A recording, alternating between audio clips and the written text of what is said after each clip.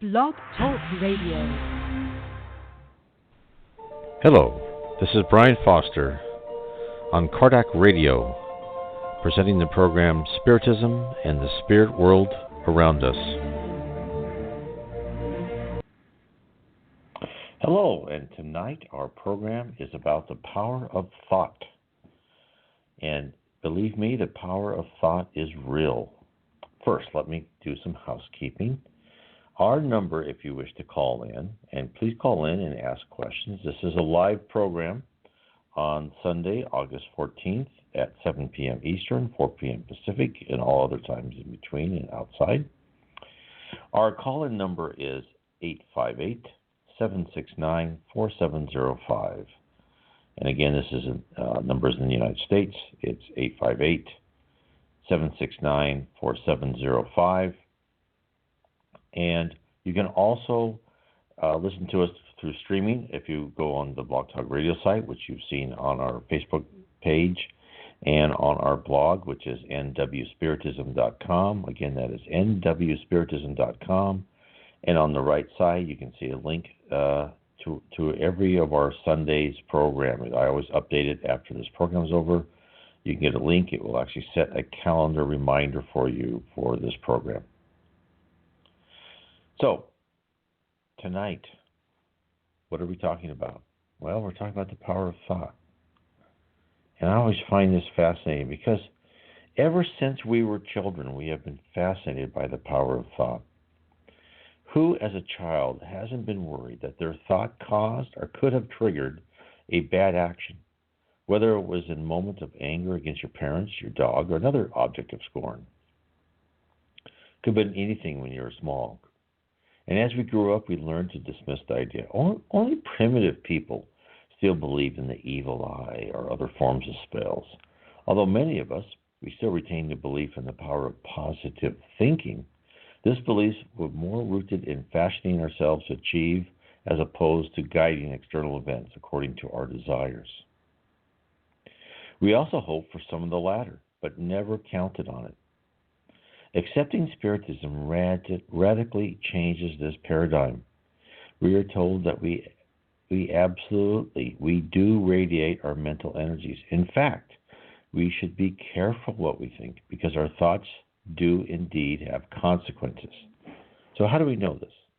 How do we find this out? Well, thoughts are mental telegrams.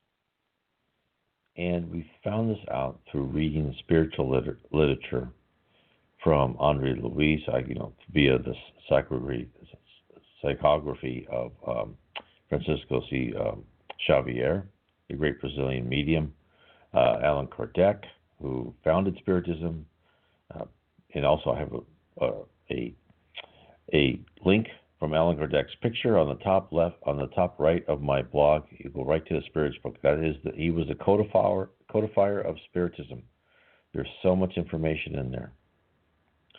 So, this is how we know. This is from all this information that has been given to us from spirits for the last 160 years. So, what do our thoughts do? Well, as I said before, thoughts are mental telegrams. They leave our minds and can draw in unwanted guests. Andre Luis gives an example of this. That he was the spirit who wrote the book Workers of the Life Eternal, that he then he and a group of spirits communicated to Chico Xavier. And this book is in English. You can look it up on Amazon.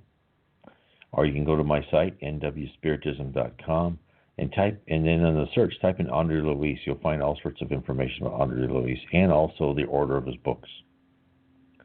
So anyway, he was with his group where during a funeral, a group of people were talking about the deceased. And one man started to reveal that the deceased knew of a man who committed murder, but never revealed the name due to the high position of the murderer. And then Andre Luis describes what happens next. This is what he said. At that moment, a horrendous figure, followed by others no less monstrous, appeared unexpectedly.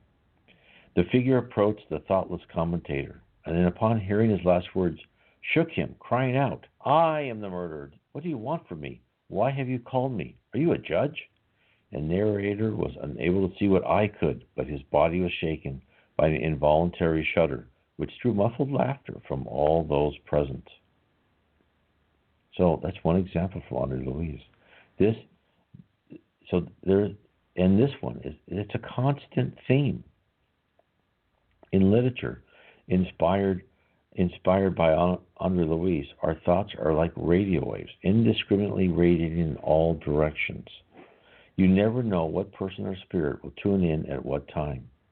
Additionally, do we completely understand the effect of our thoughts? When we think badly of someone, are we increasing that person's chance of failure?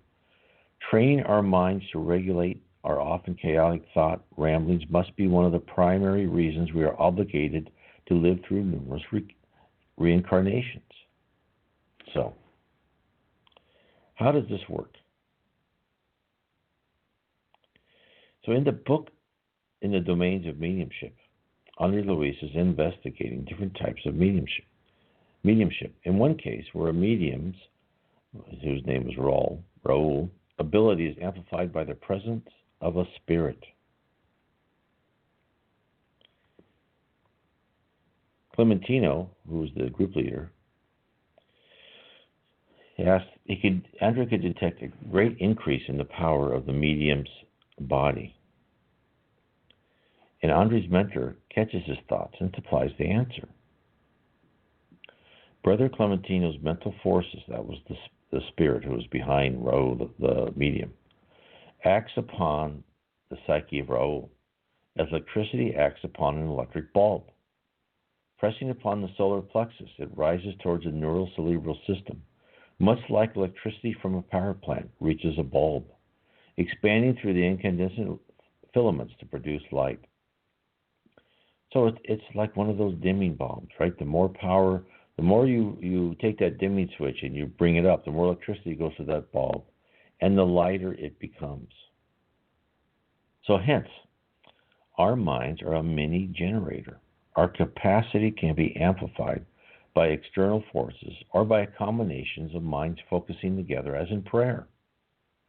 This phenomena has been detected by a group from Princeton University.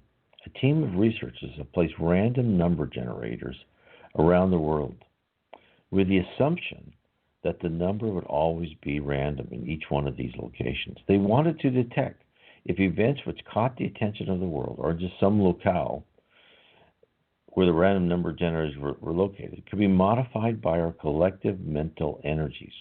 The effort is called the Global Consciousness Project. And the method to detect the power of our mental energies is to compare the expected results of a wide spectrum of random number generators, which should have a relatively smooth pattern of random numbers spread across the world. And it should not change at all, no matter what happens. And yet it does. Certain events will change the way the random number patterns are made within these random number generators throughout the world. And there's the most startling example is the September 11th terrorist attack in the World Trade Center. And you can't see the graph, but the graph shows how the random number generator stops being a smooth, graph of a scattergram of random numbers, and it all starts to create the same pattern.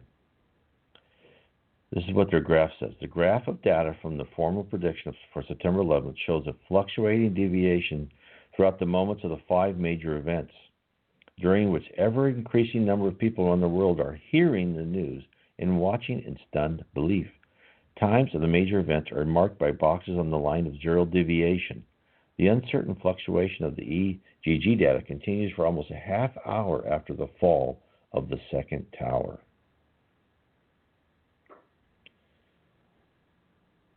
So, as one can see, as the events unfolded, the effect of our collective mental energies grew. Now, does this provide absolute proof? No, but it is an interesting assessment by a group that has no connection to Spiritism. a study that provides a hint that academia is interested in measuring our mental energy. These types of research are just beginning, and who knows what will be discovered in the future. So let's go back to Andre Luis. He is interested in the analogy of the thoughts in the light bulb. He wishes to know how the energy of the light bulb is related to our mental forces. His instructor quickly perceived the thoughts and explained the relationship. This is what he said. The bulb, in whose interior the light is produced, disperses the photons, which are elements of nature that vibrate in physical movements particular to them. Our soul, in whose intimate ambient the radiating idea is processed, projects the condensed spiritual elements into various mental forces. The world acts upon the other through the radiation they emit, and the souls influence one another via the mental agents they produce. So hence, our minds they send out energy, not photons, but another form, of which our science has not yet explained or discovered. The normal function of our body supplies the answer, derived from our food intake to allow our brains the electrical and chemical power for our neurons to trigger to internally form and emanate our thoughts. So Andre takes this logic and extrapolates to its logical conclusion. This is what Andre Luis says. Just as we on Earth have an understanding of the chemistry of dense matter by cataloging its atomic units, we can also study the makeup of the mind. Cruel thoughts, rebellion, sadness, love, comprehension, hope, and happiness have individual weights and make the soul more dense or subtle. In addition, we can define its magnetic qualities. Each mental wavelength possesses its specific coefficients of energy expressed in silent concentration, speech, or written word. So, if this statement is true, if what Andre Luis said is true, we should be able, by analyzing the wavelengths radiating from our minds, we should be able to ascertain the general thoughts of any person. And this explains how spirits are able to mentally read our minds. More worldly, at some time in the future, our machine to read our minds would be possible. So our thoughts are a result. They are a real manifestation of the power of our minds. They affect us and others around us. Now, as we as humans, they affect us very small, right? The background noise, we pick up things. There's empaths. There's empaths among us that can pick up on moods. But as we become spirits, that is more and more pronounced, right? Spirits can really read our minds. Other spirits can affect other spirits. So Andre Luis sums up the importance of our minds. This is what he says. We are victims or beneficiaries of our own thoughts, according to the mental energies that we project. Thus, we enslave ourselves by our own erroneous thoughts or liberate ourselves toward progress, according to our decisions and activities, in harmony or disharmony with the eternal laws. So remember that as we modify our thoughts, we modify our paraspirit. That paraspirit is what stands between our spirit and our physical body. It connects our spirit mind to our body.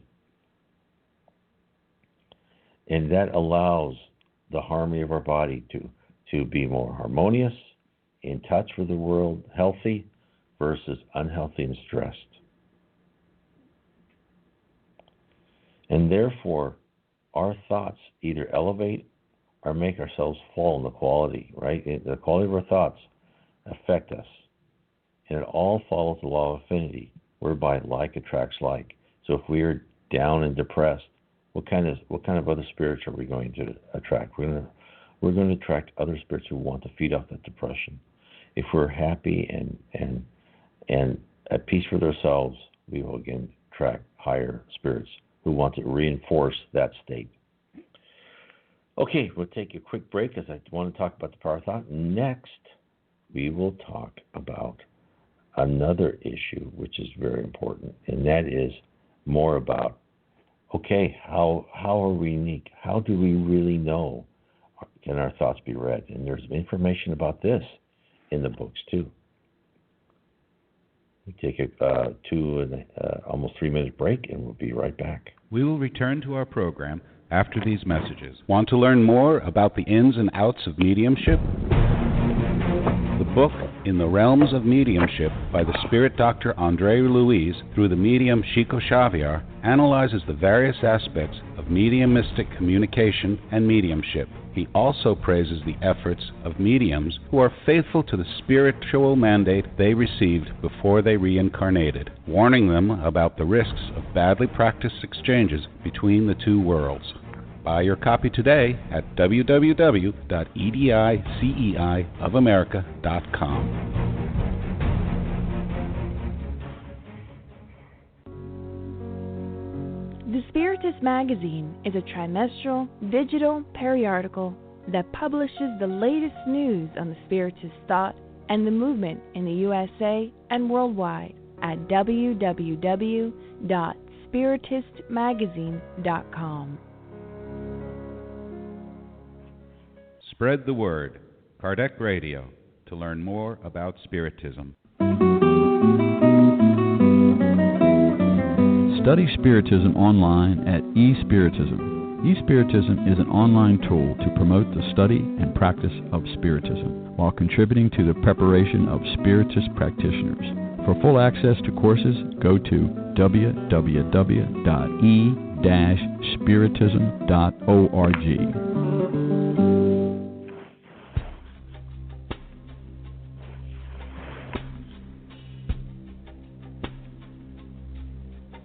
If you missed out on any previous shows, no worries. We have an on-demand section of all previous shows and interviews.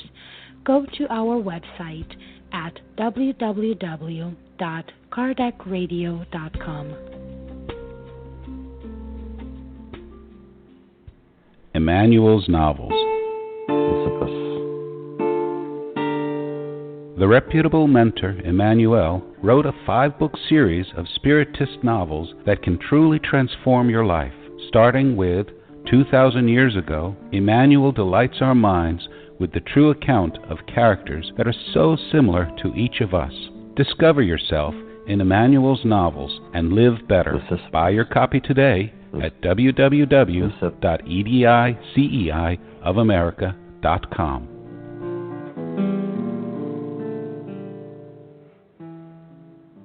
And now we return to our program. Welcome back. Okay, we've talked about the power of thought. We're just actually beginning. There's so much more. It'll take many, many programs to talk about this. But your thoughts have power. Now, I'm just telling you what your own thoughts as in a human encasement have power. Now, I'm going to present to you the method and how we know what thoughts are whose, because think of it, there's billions of us, 7 billion people on Earth, there's billions of us all emanating these thoughts, right? It's like having a million radio towers all within, seeing distance of yourself. All these people emanating thoughts all the time. They're permeating the Earth, the solar system, the galaxy, from all different types of humans and life forms on other planets. First, let me just say again, if you'd like to call in, it's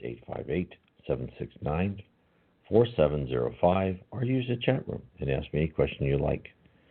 And if it's off topic, that's fine. We will explore what you're asking. So, there's more information on about thought again on my blog nwspiritism.com and in my books. Look at those that are on the right side. Think about that. Think about reading the Spirits books. You'll find out so much more information. Think about reading Chico Xavier, Von Pierre, all great Spiritist authors. Click on the link on the picture of Allan Kardec. On the right, you'll get to this EDICEI Spirit Center, and you'll see all sorts of books in English on Spiritism. And of course, on the right column, you'll see my books that should serve, to explore your destiny. Kind of tells you what the spirit world is about, why we're here. The case for reincarnation goes through the whole process of reincarnation. And what I do is I've read and researched the Spiritist books that are in English, and also things that are on YouTube that are in English and by accomplished mediums. and try to summarize everything they say about reincarnation, why you're here, how it works, and how you should ascend in your life. Okay, let's get back to the subject. So, how do they know our thoughts, right? Now remember, you've seen this in movies, and maybe your own parents said, is that, God hears all your thoughts. Jesus hears all your thoughts. Maybe if you're, born somewhere else, Buddha or whoever, right? Muhammad or Allah, right? If we've always said, when you're small, they know what you're thinking, and you think about that as a child, and go, oh no, they know what I'm thinking. Well, I have bad news. The answer is yes, they do. They do know what you're thinking. Isn't that amazing? And in fact, this is borne out. If you see examples of near-death experiences and even out-of-body experiences, is that when a person has a near-death experience, in a majority of the cases, they think they can either verbally, but a lot of times it's mind-to-mind reading to spirits, and also what they do is they replay your past life. And they just do the episodes they want you to learn from, right? It's not meant to cause you, mental anguish. It's meant to teach you. But when they do it, they create this like 3D, more than 3D, this life movie. And not only do you see the actors and what they're saying, but you feel and you hear their thoughts and you know their feelings. You know everything. Not only the person who had the NDE, but the person that person was talking to. There's one woman who had an NDE, and she'd been in regular life, a bit caustic. I don't want to say cruel, but she would just start attacking someone, and she had an NDE, and then they showed her this scene where she was saying something, kind of a little bit mean about a person, and then she just saw how that person felt, and she goes, "Oh my heavens, I can't believe. Now I know how someone feels when they think I'm attacking them." So how can they do that? Well, this is how I believe they can do that. In the books dictated to Francisco, also named as Chico, Francisco C. Xavier, by the spirit author Andre Luis, there are always nuggets of new information, and I have to read these a couple times, right? Because the sentences could stand out, and you learn something. And as soon as I started reading In the Realms of Mediumship, it was published in 1955, I noticed an unusual introduction by the Spirit Emmanuel, who usually writes moral exhortations. But this time he began the introduction titled Rays, Waves, Mediums, and Minds. And he surveyed the history of science, which makes up our universe. He started with Leucippus, about 500 years before Christ, who theorized that everything was composed of atoms, and surveying others, including the Curies, who discovered radium, Bohr, Planck, Einstein. And then he writes this: the vehicle of the flesh, the human body, is now nothing more than an electric vortex governed by consciousness. Each tangled body is a bundle of concentrated energy. Matter is transformed into energy, and energy disappears to give way to matter.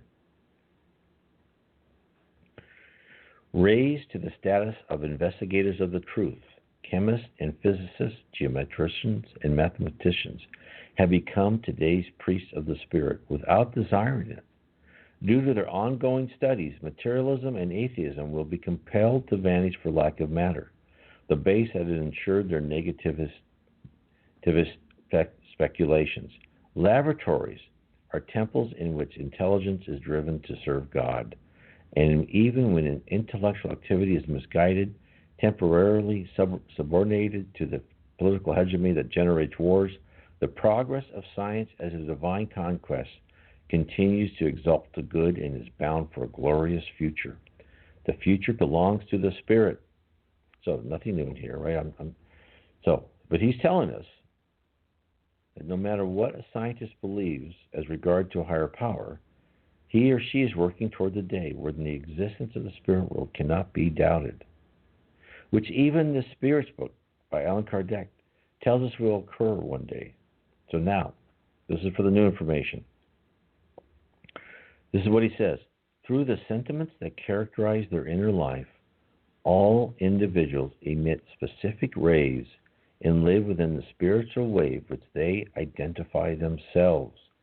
Such truths cannot remain semi-hidden in our sanctuaries of faith. They will radiate from the temples of science like mathematical equations. Now think about that for a second. Isn't that means we all have a unique identifier. We are like, an RFID, a radio frequency identification chip. Or you could also even call it like our cell phone, right? Each cell phone has a unique IP address. And that radio frequency chip is used to track packages, right? You can even check out with it now in some stores. So it's a chip with a low-level energy transmitter that's attached to each individual good. We have the same thing. We have this unique ID that's part of us. It's part of every thought. So what does this mean? So this means that everything we think, every time we pray, ask for something, or we think good or bad, it's all out there. The advice people always give to you is always act like people are watching you, right? You can't go wrong with that advice. Always act like someone's watching you. Now the advice should be always act like people are reading your minds, that other people are reading your minds. Because that's what it's going to be in the spirit world. When you're a spirit and you go, you're an open book. And if you're next to another spirit and you're thinking something bad about them, they'll look at you and say, why are you thinking bad of me? You cannot hide what you're thinking. Your thoughts are out there. They'll pick that up. And this is the whole subject. This is where I'm trying to get to, and I'm going to visit this theme again and again and again. Is that why we're on Earth? This is a great time to start training your mind. This is a good time to start training your mind to think positive, to think good thoughts. So let me go into this a little bit more, though. So that is how the spirit world knows our prayers, our calls for help, amongst the enormous background noise of billions of thoughts. These aren't just billions of thoughts with no IDs, right? This is like the internet, each with a unique IP address, one IP address going to another IP address, right? This is a system that is complex beyond our imagination, but everything we do is recorded and stored somewhere to be given back to us at a moment's notice. Everything is always being recorded. And there must be an immense facility out there in the universe gathering, categorizing, analyzing information received. And by the virtue of our having individual spirit waves, we are instantly recognized, no matter what the circumstances are, by the spirit world. So in other words, God is always watching us. So not only Emmanuel tells us, but a lecturer, instructor Alberio at the Ministry of Communication of No Solar, he also explains to us. This is in the book No Solar by Andre Luis. So we comprise a vast group of intelligences that are attuned to the same vibratory patterns of perception. We are part of a whole made up of billions of beings that form, so to speak, earthly humankind. Thus, only as a humble family in the infinite concert of cosmic life, in which each world harbors only one specific family of universal humanity, we know for the time being merely those expressions of life that most closely speak to us, limited as we are in the degree of knowledge that we have acquired so far. So therefore, we humans here on Earth, in the successive spheres of heaven around the Earth, are a separate branch of the universal humanity. We have our own class of emanating wavelengths. If we reincarnate in another world, our appearance may change. Our pattern of radiation may alter slightly. But again, we'll always have our own unique spirit identification. And then there's another, really, in the same book, in the realms of mediumship, there's there's a device that they talk about. And, since we all read a unique signature, and as I was talking before, it could be possible to read our minds, right? Is there's something coming out of our minds, it's possible to read it. So, in the spirit world has such a device, and it's called the psychoscope. There's a spirit, Alice, who's talking under Luis and companion, under Luis and companion Hilario. They visit a spiritual center, and they describe the device. They say it's an apparatus that an illustrious student of spirit phenomenology intuitively referred to at the end of last century. It's designed to probe the soul. It has the power to define the soul's vibration and the ability to make diverse observation regarding the subject. Alice explained with a smile, we hope that in the future it will be available to human beings. It runs on electricity and magnetism, utilizing radiant elements similar in essence to gamma rays. It is composed of lenses for observation that can also be used by microphotography. And Andreas, can it be used on spirits? Also says absolutely can be. It can be used on any type of spirit, physical, incarnate or discarnate. So, get ready for the day where it's all an open book. Nothing is hidden from the psychoscope. If you want to rent an apartment, you first must pass the psychoscope. If you want a job, well, step up and present yourself to the psychoscope.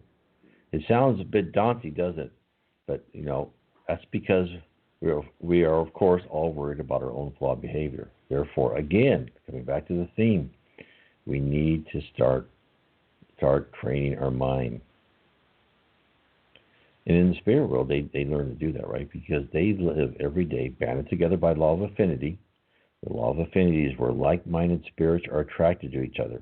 They already live in a system of constant selection based upon their character. We, on the other hand, we on Earth, may congregate in housing projects, exclusive cities, or slums, as the case may be.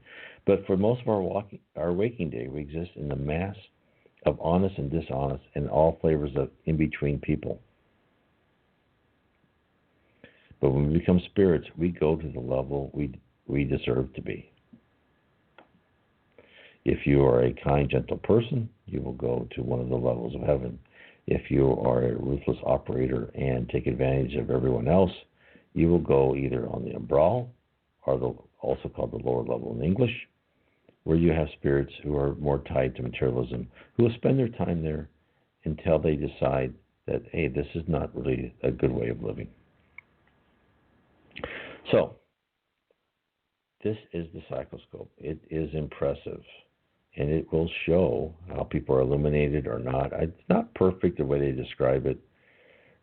Andre Louis sees it. He says he had the impression of seeing a corona of solar light around the opaque block of semi-dark mass which the table had been reduced. So he looked at a group of mediums around the table and saw light around their heads, and then they saw them working together in a harmonious relationship and saw a brighter light in the middle as their thoughts were combining and give them energy.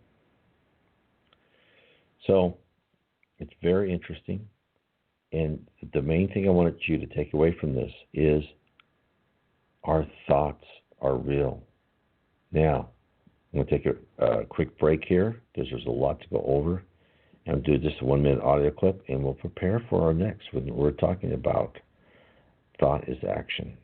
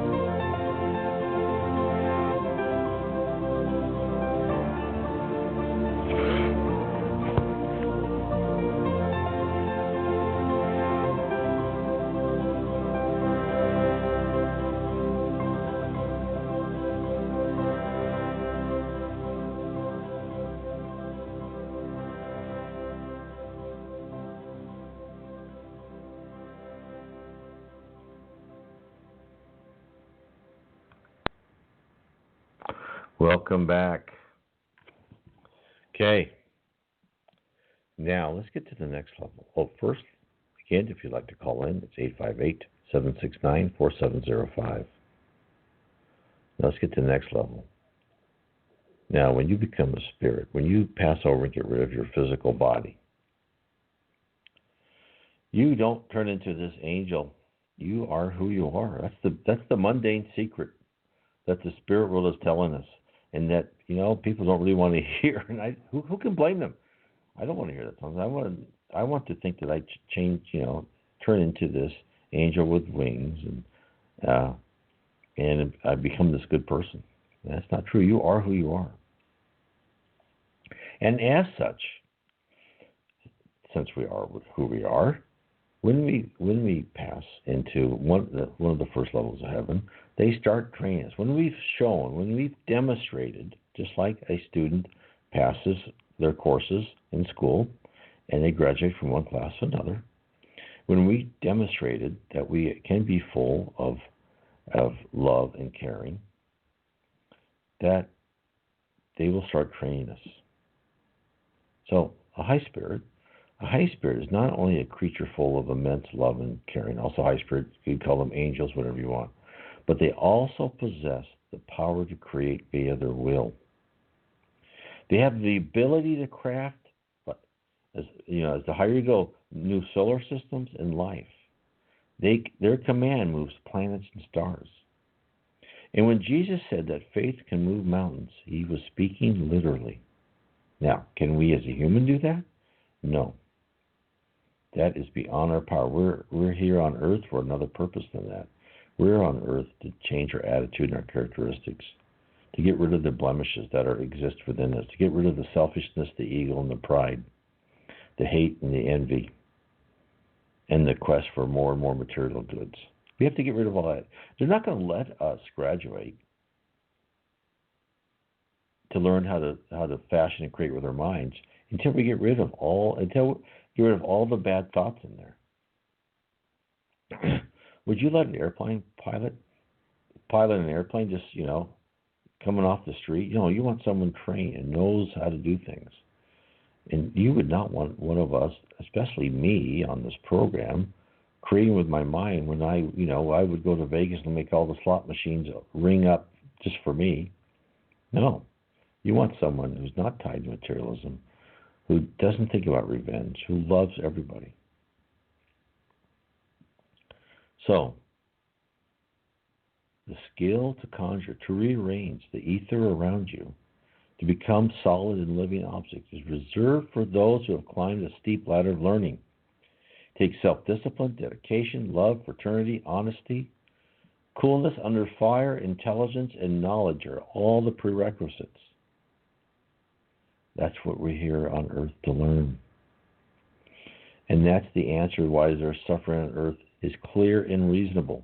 So once you understand the omnipresent control a high spirit has to maintain, no one in their right mind would place a nuclear device in the hands of a child. On the contrary, rigorous training is demanded before a person is allowed to even approach the control of such a device. In the same way, we on earth, who are in the midst of a process of removing our imperfections by trials, are being groomed to one day hold unimaginable authority. Numerous incarnations in our frail bodies, paying off our previous mistakes, learning the correct pathway to love and control of our baser instincts, is the road to a level of existence in which mere thought creates all that we desire. And that's the rub, right? For our desire, our wishes, our emotions must be pure and always for the good. Our evil intentions must be wiped clean, never to appear. And the first step in that is mentioned in the Reverend Owen's book, The Life Beyond the Veil. Right, second, I do have a question coming in from there. Now, I have a question. This is the question. When one goes to the next dimensional realm, what is that separates one minefield from another? Or is there a border? Is there a border between one spirit and another? And I don't know. That is a good question. And I do not know the exact physics or the answer of that. And that, because, they write in the Spiritist literature that the spirits are unique, unique characters, right? There's, some people say in spirituality, we're all part of this collective mind. And we are all plugged into, we're plugged into everything because, as I said before, everything permeates, all thoughts and everything permeates everything else. So we are plugged in, but we also exist as a separate entity.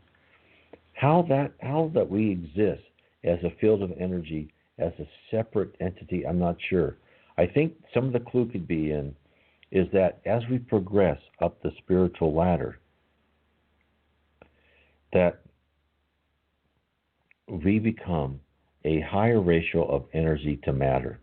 So let me say that in more layman terms, is that right now on Earth, in physical, our bodies are matter, right? We have energy, which is, our paraspirit and our spirit is around us and has probably some parts of matter, but we're dense matter. We're that wall you can touch, right? That table. But then as we go up the spiritual ladder, now people on the umbrella or lower levels are less matter than we are physically. That's why we cannot see them.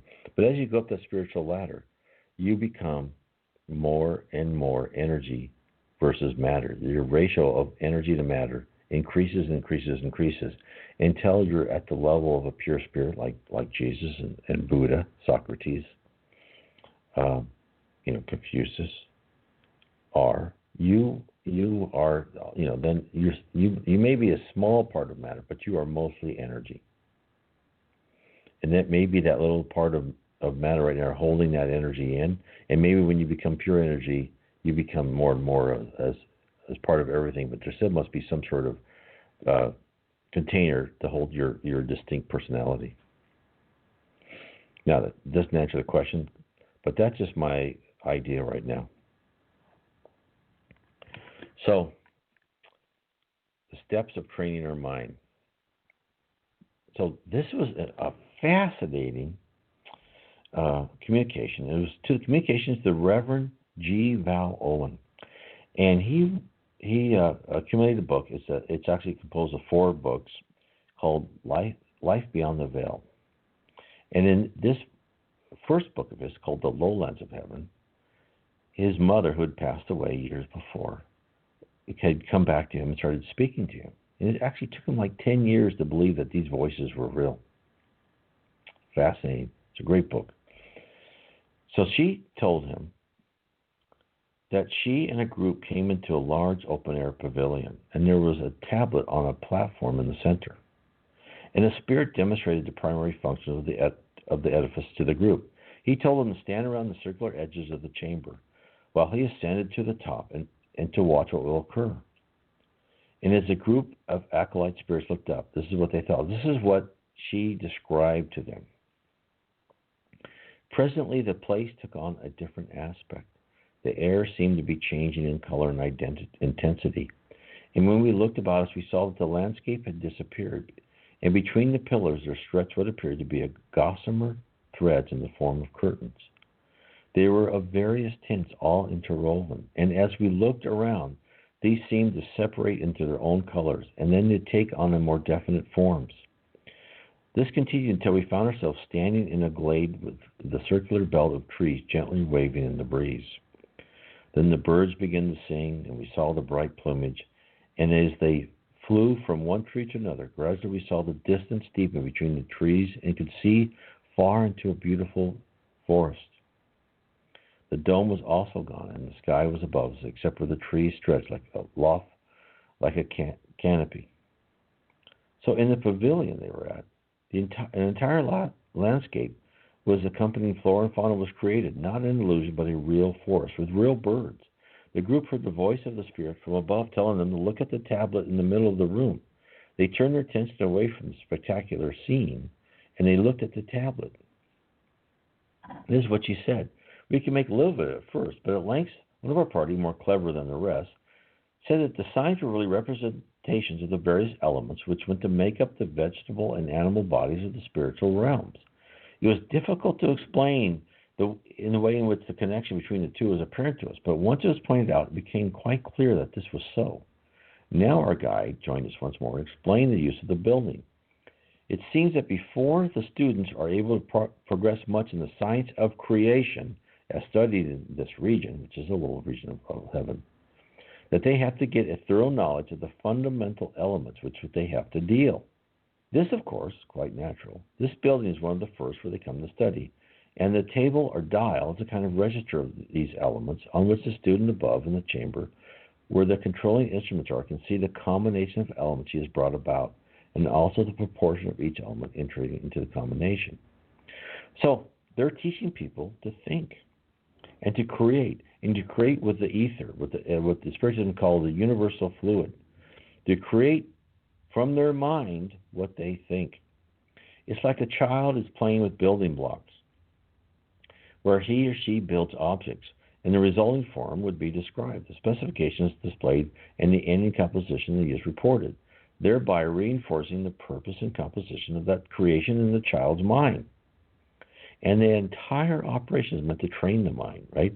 As a student is focused on his or her will, on the object to be formed, the elements he or she conjured together to create mass for the entities are displayed.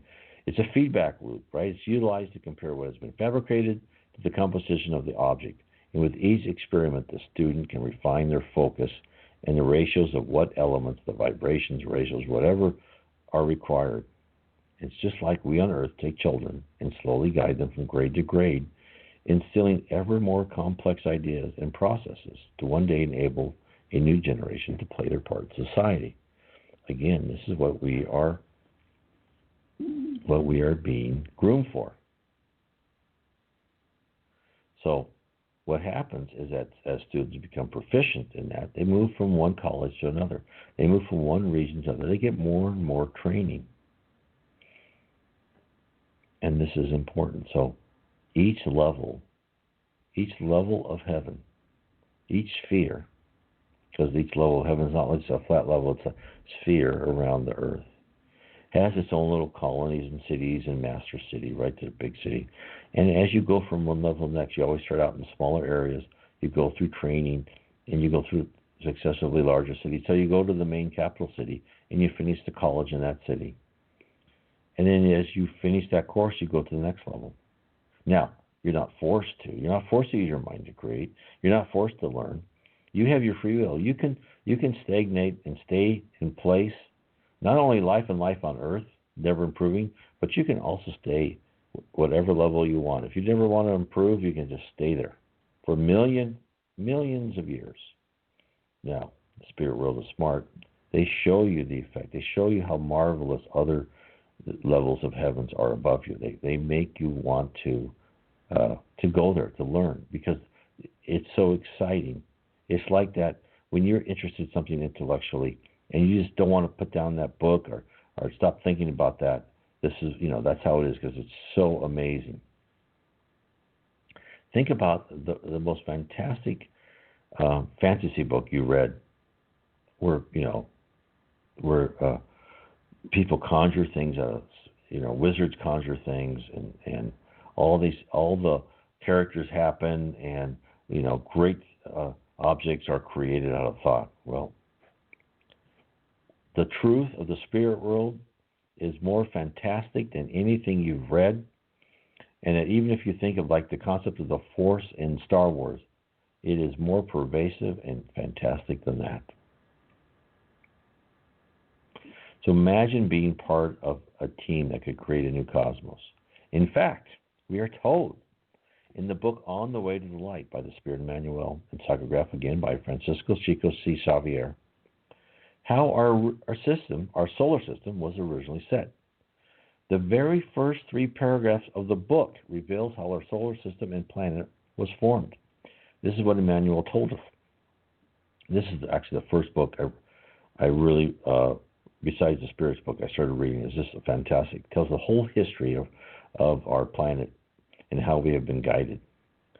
This is what Emmanuel said. The traditions of the spirit world say that in the governance of all the phenomena of our system, there is a community of pure spirits, chosen by the Supreme Lord of the universe, whose hands hold the guiding reins of the life of all planetary collectivities.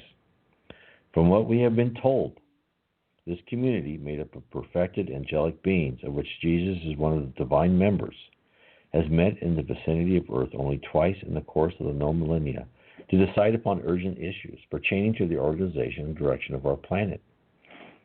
The first meeting took place when the terrestrial orb detached from the solar nebula, so that the demarcations of our cosmogonic system and the prototypes of life in the fiery matter of the planet could be set in space and time.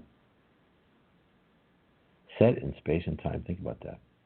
Okay, this is time. We'll put you in this time, because there's really, the concept of time is totally different in the spirit world.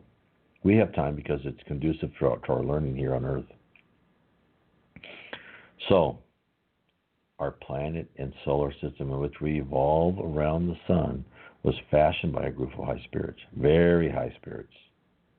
Every one of the spirits who are responsible for the ground we walk on today started out in a building similar to the one described by G. Val Owen's mother. They all were trained. All were fresh pupils at one time, perhaps billions of years ago, but all had to endure lifetimes of trials, even to be allowed to learn the power of their will. We here on Earth, we're at that first step. And yes, times are hard for many, and tragic episodes will strike us, all for a purpose. We are still paying for what we've done wrong in past lives. Don't forget that. Bad on Earth, when you look at the chaos and you think, oh my God, why did that bad thing happen to that marvelous person? Because you can't look at one life. You can't look at one life and see it as a single entity. That is an arc. That person, that great, wonderful person that bad thing happened to, at some previous life, they had done something that they actually asked for that trial, so they could learn, they could get rid of that blemish, so they can graduate up and up the ladder. So have faith in the goal ahead and in the care and plan that is allotted to each of us. So I want to give more examples of that, but first, let's take a break, and I'll continue. We will return to our program after these messages.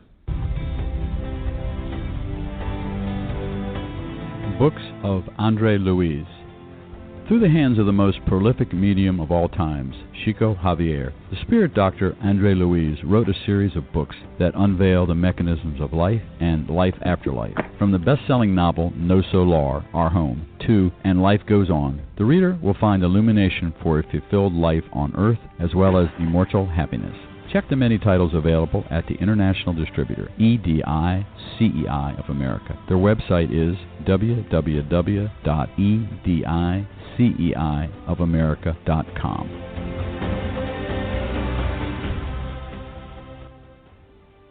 Spread the word. Kardec Radio, to learn more about Spiritism.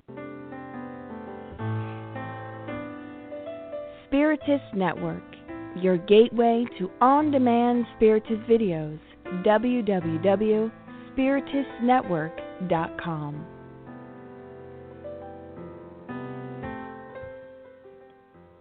Nourish your soul with Kardec Radio.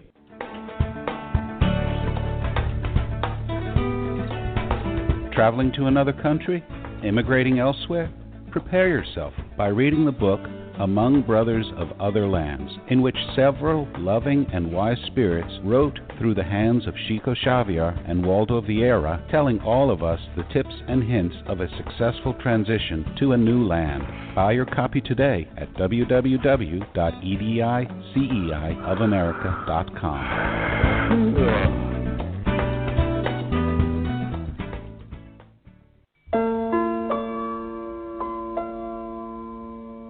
Do you want Spiritist books for your children? At Edicei of America, you'll find a collection of them, from the best-selling book Our Father, in which the Spirit Mei through Chico Xavier brought countless poems, stories, and folk tales based on the Lord's Prayer, to the beautiful and educational collection by the author Eda Yuson Salis on Back to School and many others. Buy your copy today at www.ediceiofamerica.com.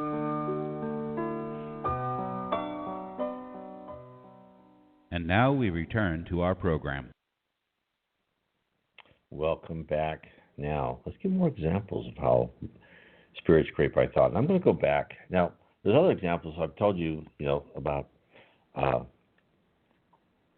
the Reverend G. Allen's mother, and she went and saw how this device helped them understand what they were creating.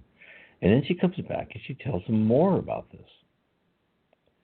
And this is what she said. So, first of all, the group retreated to like an open space, and as part of their training, they decided to make a statue of a cousin of an elephant, a type that's no longer on Earth. And this is what she said happened. So think of it. Your professor is a great guy or woman, and so let's get out of the classroom. Let's go in open field. Let's talk about something. So, and here they all group went and said, now, let's create something from our minds. Wouldn't that be exciting if that happened to you in real life, right? That's something out of a fantasy book. So this is what she said. We all sat around the open space and concentrated our wills on the object to be produced. Very quickly it appeared and stood there before us. We were much surprised at the quickness of the result, but from our point of view, there were two defects. It was much too large, for we had failed to regulate the combination of our wills in due proportion. And it was much more like a live animal than a statue, for many had thought in their minds of the live animal itself, and also of its coloring. And so the results were a mixture between stone and flesh, and also many points were disproportionate. The head too large, the body too small, and so on, showing more power had been concentrated in some parts than on others. It is thus that we learn our imperfections and how to remedy them. In all our studies, we experiment and examine it, the result, and try again. And we did so now. So, that's what she said. So when you were in school, did you hate to work in groups during your school years? Like one person never did any work, another was just annoying. And graduating into the royal world, we learned that we always had to work in groups and that the same cast of characters were with us. Working in complete harmony was rare, but an extremely satisfying experience. In the spirit world, this is a necessity. Only high, powerful spirits are able to create entirely on their own. All must have the same dedication and willingness to work together for the same goal. The thirst for showing off and receiving the best rewards would most certainly hinder the success of the group. This is why selfishness must be abandoned before one is allowed to ascend to heaven. So think about that.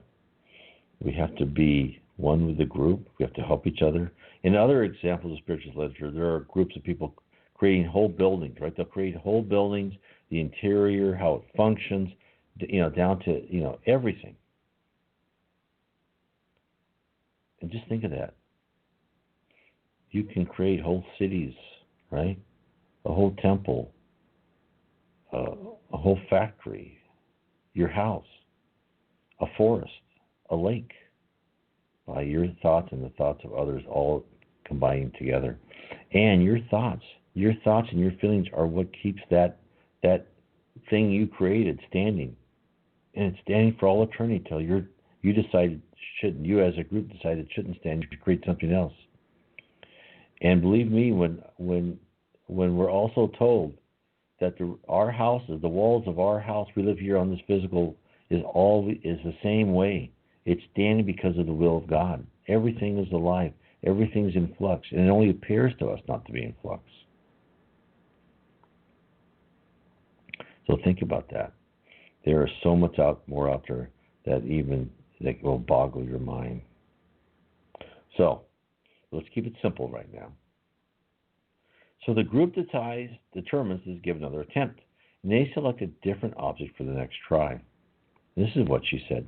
This is what the Reverend G. Owen's mother told her son. Taking our minds off the statue so produced and talking together, it gradually faded away. So we'll stop right there. It faded away. So they didn't think of that anymore. They didn't think of that and said, place that forever, right? It faded away. They wanted it gone. So and then we were fresh and ready for our next trial. We decided not to select the same models before, or our minds would probably run into more or less the same grooves. So this time we chose a tree with fruit on it, something like an orange tree, but not quite the same. We were more successful this time. The chief points of our failure were that of some of the fruit was ripe and some unripe, and the leaves were not correct in color, nor the branches rightly proportioned.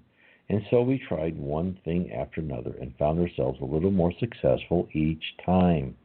You can imagine somewhat the joy of such schooling as this, and the laughter and happy humor which result from our mistakes. Those among you who think that in this life we never make jokes and never even laugh will have to revise their ideas someday, or they will find a strange company, or perhaps we shall find them so. But they too shall learn what the love of this land is, where we can be perfectly natural, unrestrained, and indeed are compelled to be so if we wish to be accepted into respectable company. As you would phrase it, I fear the verse is rather true on earth. Is it not? Ah, well, live and learn. And those who live in this life, not merely exist or worse, learn very quickly. And the more we learn, the more we marvel at the forces of our command. Well, there you have it, right? That's in a nutshell. You can be happy, but you have to have that thirst for knowledge, and you have to have that love of others. And you have to really think things through. Imagine having to think of every detail, every stem and small branch of a tree or bush. It's a hard task indeed. So that is what I wanted to convey to you for tonight's radio show, is the importance of our thought. I hope this gives you a glimpse. I mean, there's so much more to cover. And there's so much more on my website, nwspiritism.com, where you can read about reincarnation, NDEs, your destiny, about Spiritism. Please explore Spiritism, explore the Book of Spirits. You can explore like the own signs of your own life, right? Because every one of us is guided. Every one of us is assigned trials in life. We have our free will, and our free will is what we think and what we do in those choices, during those trials, those episodes. I've written a book called The Seven Tenets of Spiritism. And what that is, it's my own view of the signs and signals I've gotten and how we are guided through our lives, and what has happened to me and how I have been guided through my life. And why are we being guided? And I hope I've told that to you today. We're being guided so we can improve ourselves, so one day we can actually be a participating member of the spiritual society and actually contribute. Right now, we're taking more resources than we're worth. Right now, we're like your child helping you do something. Where when your child helps you do something, it takes you twice as long, right? Well, that's where we are right now. Hopefully one day we will graduate. So I want to leave you there. Please come our show. Our show is every Sunday, 4 o'clock Pacific, 7 o'clock Eastern. Of course, it's 5 o'clock Mountain, 6 o'clock Central. And I do not know what time it is in the other meridians, but you can always go from there. And you can always stream the show from anywhere around the world through Kardak Radio, through the link on my Facebook pages, Spiritism and the Spirit World Around Us. You can look that up.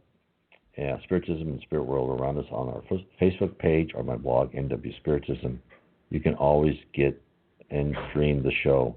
Now, you can call in. The call-in number is just a United States number, unfortunately, right now. But hopefully, if you have Skype, you can use that number. So I will leave you now. God bless all of you, and I hope to see you and hear from you next Sunday. I would like to thank everyone for listening to our program on Kardak Radio, and to point you in the direction to find more information about the spirit world around us. You can visit my blog at www.nwspiritism.com. Again, that is www.nw, as in Northwest, spiritism.com.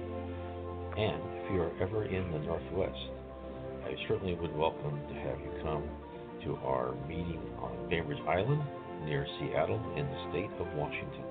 Many blessings to all of you, and please continue to explore Spiritism and the spirit world around us.